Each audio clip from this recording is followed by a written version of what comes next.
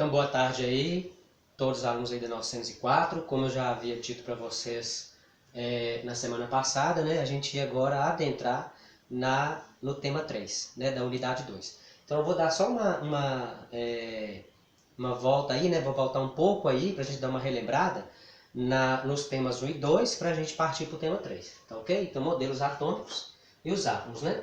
Então, falando aí dos 4 principais modelos atômicos, que é o modelo de Dalton, de Thomson, de Rutherford e de Bohr, né? Que depois virou o Rutherford-Bohr, que é o mais completo. Então vamos lá então. O modelo atômico de Dalton, né? Ele propôs um modelo atômico semelhante à bola de bilhar, né? Então um modelo mais simples, mas lembrando sempre o principal, né, que ele queria mostrar mesmo é que o átomo ele é rígido, é indivisível, é indestrutível e tinha uma forma esférica, semelhante a uma bola de bilhar. O que a gente representa até hoje sendo de forma esférica, né? Já a teoria de Dalton, então, né, ela fala que os átomos são minúsculas partículas que não podem ser subdivididas nem transformadas em outros átomos. Todos os átomos de um mesmo elemento são iguais na questão da sua massa, né? Todas as suas propriedades. Então, mesma identidade química. Aí, então, houve também a descoberta, né?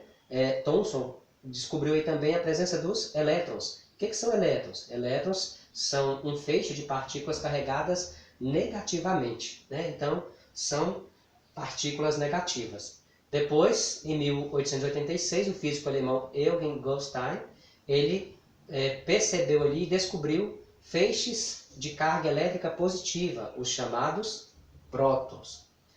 Agora tem o modelo atômico de Thomson, chamado de pudim de passas, né? Então Thomson ele admitiu que o átomo era uma esfera maciça de carga positiva e que os elétrons, que são cargas negativas, estavam dispersos no seu interior, né? Essa era a ideia de Thomson, né? Já o modelo atômico de Rutherford, ele já viu aí, por exemplo, a presença, né, que a maior parte do espaço de um átomo ela é vazia, como a gente pode notar aqui, né? Em seu interior nós vamos encontrar uma região positiva, o núcleo, onde nós vamos encontrar os prótons. No núcleo nós vamos encontrar também a maior parte da massa desse átomo. Os elétrons vão girar em torno, em forma de órbita, em torno desse núcleo, né, em orbitais, são os elétrons, cargas negativas. Esse é um modelo chamado de modelo planetário. E o modelo atômico de Bohr, conhecido em 1913 por Bohr, né, físico dinamarquês. Então o átomo possui um núcleo central, como a gente já tinha visto também lá no modelo planetário, né? Os elétrons descrevem órbitas circulares em torno desse núcleo. Os elétrons só podem ocupar determinados níveis de energia que a gente vai ver aqui no finalzinho aqui, né? Cada órbita vai corresponder a um valor energético. Então os conceitos fundamentais: núcleo muito pequeno, contendo prótons e nêutrons. O que são prótons e nêutrons? Carga positiva e carga neutra. Elétrons em torno do núcleo, nas chamadas eletrosfera, ou nuvem de elétrons, né? Carga negativa. Elétrons, então, são carregados negativamente. Prótons, carregados positivamente. Nêutrons são cargas neutras. Conceitos sobre o átomo. Então, o número atômico é representado por Z, quantidades de prótons. Então, o número atômico é o mesmo que o número de prótons e é o mesmo que o número de elétrons. O número de massa, representado pela letra A, é a soma das partículas de um átomo. Que partículas são essas? Então, o número atômico mais o número de nêutrons, né, mais o número de elétrons. Como eu sei que o número atômico e o número de elétrons é a mesma coisa, então a massa atômica nada mais é do que o número atômico mais o número de nêutrons. Tá? Então, a representação de um átomo. Nós vamos representar um átomo, por exemplo, X, lá, qualquer átomo que seja, em que nós vamos ter o A, que representa a sua massa, e o Z, que representa seu número atômico. A eletrosfera, que é o que eu acabei de falar com vocês. Então, na eletrosfera eu vou ter 7 camadas, ou 7 orbitais. Então, eu vou ter a órbita K, ou a camada K, a camada L, a camada M, a camada N, a camada O, a camada P, a camada Q. 7. Cada uma com valor específico, que não pode ser mais. Pode ser menos? A gente vai ver mais à frente que sim, quando a gente trabalhar, por exemplo, as distribuições eletrônicas. Mas mais não pode. K não pode passar de 2, L não pode ser mais que 8, M não pode ser mais que 18, N não pode ser mais que 32, O não pode ser mais que 32, P não pode ser mais que 18 e Q não pode ser mais que 8. Ah, tá confuso? Não se preocupe. Isso a gente vai ver mais à frente no decorrer dos estudos, tá bom? Então, o átomo de hidrogênio. O hidrogênio, por exemplo, ele contém um átomo. Então, o número de prótons e o número de elétrons dele, tá vendo? É a mesma. Um elétron e um próton, né? Uma carga positiva e uma carga negativa. O seu número atômico é 1, já que o número atômico é a mesma coisa que o número de prótons e elétrons. Número atômico, representado pela letra Z, maiúscula. Número de massa, representado pela letra A, maiúscula. Número de prótons, representado pela letra T minúscula. Número de elétrons, o E minúsculo, com um negativozinho aqui para mostrar que são cargas negativas. E número de nêutrons, N minúsculo.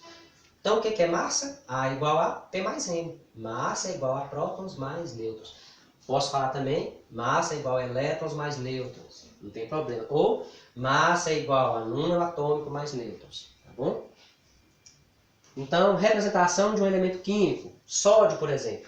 Pessoal, lendo o livro de vocês, vocês vão entender o seguinte. Sódio. Por que eu tenho o sódio, mas o símbolo do sódio é Na, é Na, né? Porque a maioria dos elementos químicos, a sua representação, né, o símbolo deles vai estar representado em latim, na sua maioria. E aí o sódio, por exemplo, na sua representação em latim, o seu símbolo vai ser Na. Sempre, quando tiver duas letras, a primeira é maiúscula e a segunda é minúscula. Sempre. Nunca vão ser duas maiúsculas. Então, sódio, eu tenho 23, que é a sua massa, e 11, que é o seu número atômico. Tá bom? O bromo é a mesma coisa. 81, que é a sua massa, 35, que é seu número atômico. Na tabela periódica, eu não lembro do livro de vocês aqui, eu vou dar uma olhadinha, vocês também podem olhar depois, tá? Eu não sei se está invertido. Tem alguns livros que a massa está embaixo e o número atômico está em cima. Mas na hora a gente vai entender por que acontece isso. Então, o que são os íons? Os átomos são eletricamente nêutrons. Lembra que eu falei com vocês? Prótons e elétrons, prótons positivos, elétrons negativos, têm a mesma quantidade. Então, sendo assim, como é que fica então o átomo? Ele fica neutro, ele fica eletricamente neutro. Uma neutraliza a outra, uma carga positiva neutraliza a carga negativa. Pronto. Só que quando esses elétrons eles podem ser, no entanto, elétrons podem ser removidos de um átomo ou adquiridos. Se esse átomo, né, ele for removido dele um elétron ou for adquirido um elétron, ele passa a ter carga elétrica, né, positiva ou negativa, que a gente vai ver lá na frente. Ele é chamado de íon. Então eu tenho aí agora um átomo ionizado. Quando átomos que tiveram seus elétrons removidos, eles vão passar a ter mais o que? Prótons. Eu não falei com vocês que prótons e elétrons é a mesma coisa? Então vamos supor que eu tenho um determinado elemento químico em que o número de prótons é 7. Então o número de elétrons também é 7. Só que se tirar um elétron dele, né, foi removido um elétron, então ele vai ficar com 6 elétrons e 7 prótons. Então ele vai ficar carregado positivamente. Suas cargas elétricas vão ser positivas. Então ele vai ser chamado de cátions. Quando se retira elétrons dos átomos, então requer que seja fornecida energia para esses elétrons.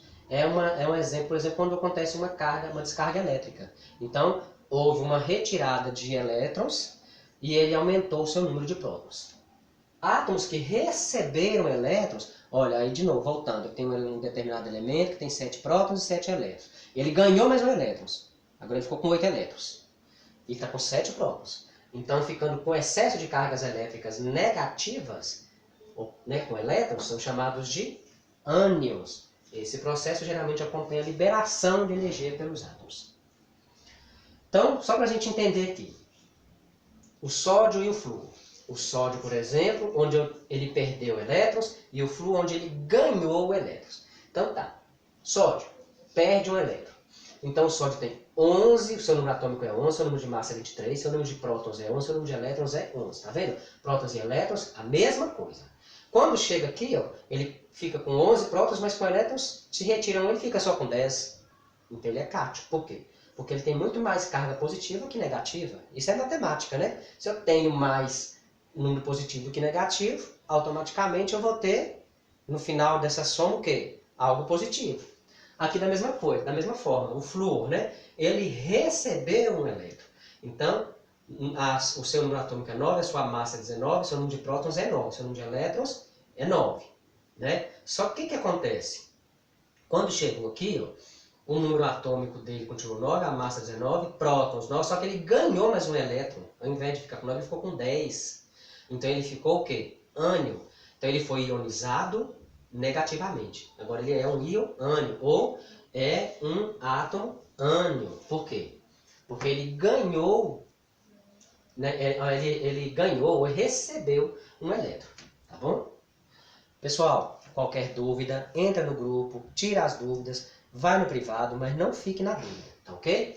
Realizar as atividades propostas da página 48 do livro de vocês. Leiam primeiro, né? Leiam o tema 3, né? E quem não leu 1 e 2, leu 1, 2 e 3 para fazer as atividades. Fazer as atividades 1, 2, 3 e 6, copiando e resolvendo. Eu não passei todas porque tem algumas que eu tenho que estar orientando vocês e tal, e eu prefiro depois estar fazendo elas de outra forma.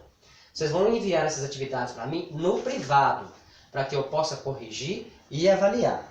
E aí elas vão valer pontos, tá bom? Então eu vou aguardar vocês, a participação de vocês e as atividades sendo enviadas para mim até sexta-feira, às 10 horas da noite. Até sexta, 10 horas da noite, vocês vão estar enviando para mim essas atividades no meu privado. À mão, tá? Copiadas e resolvidas, tá ok? Um abraço aí para vocês e aguardo a participação de todos.